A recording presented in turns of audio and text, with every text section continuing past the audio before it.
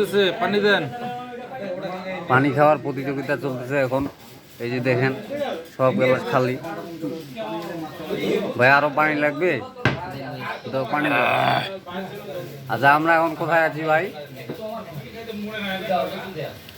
আফসর ভাই কোথায় গেলেন? পানি দেন। পানি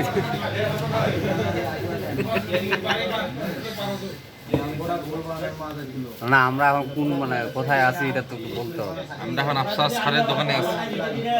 আমরা এখন আফসার সারের দোকানে আছি। চা খাবো, পেড়া খাবো, লুল খাবো।